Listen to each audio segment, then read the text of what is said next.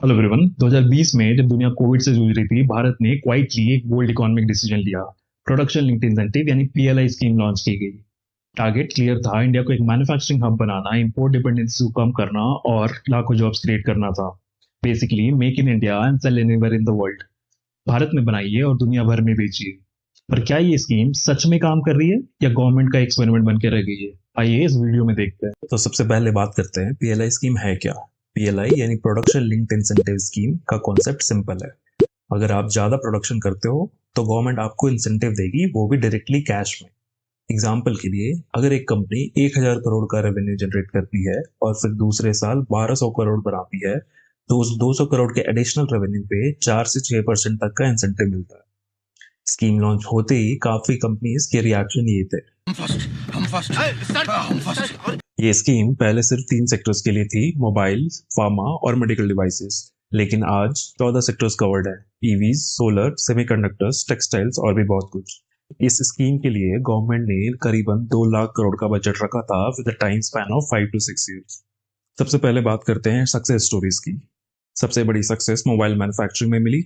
Apple के suppliers जैसे Foxconn, पिगाट्रॉन और इन्वेस्ट्रॉन ने इंडिया में मैन्युफैक्चरिंग स्टार्ट कर दी है। इंडिया की स्मार्टफोन एक्सपोर्ट्स $3 बिलियन से बढ़कर $21 बिलियन पहुंच चुकी है और इंडिया बन गया है दुनिया का सेकेंड लार्जेस्ट मोबाइल मैन्युफैक्चरर। अगला आता है फार्मा सेक्टर। इंडिया ग्रेजुअली अपनी चाइना डिपेंडेंस कम कर रहा है। कोविड के बाद गवर्नमेंट ने एपीआईज और बल्क ड्रग प्रोडक्शन पे फोकस किया।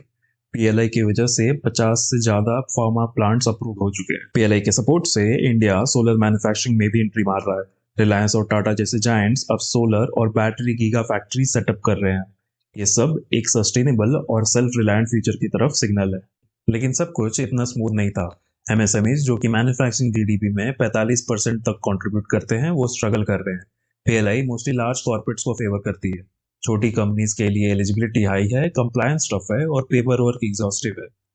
कई कंपनीज ने टारगेट अचीव किए, लेकिन इंसेंटिव पेमेंट्स डिले हो गए due to slow verification and bureaucratic issues. सबसे बड़ी डिसअपॉइंटमेंट सेमीकंडक्टर इंडस्ट्री थी।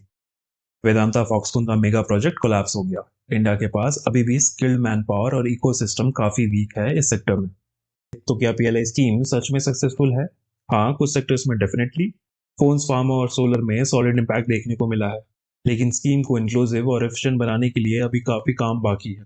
अगर सेक्टर फोकस्ड स्कीम बनाए और पेमेंट डिलेज जैसे इश्यूज को फिक्स किया जाए, तो मुझे लगता है स्कीम से और भी अच्छे रिजल्ट मिलेंगे और इंडिया को ग्लोबल मैन्युफैक्चरिंग सुपर पावर बनाने की डायरेक्शन में एक मेजर लीप हो सकता है। आपको क्या लगता है? Please tell me in the comments and thank you for watching this video.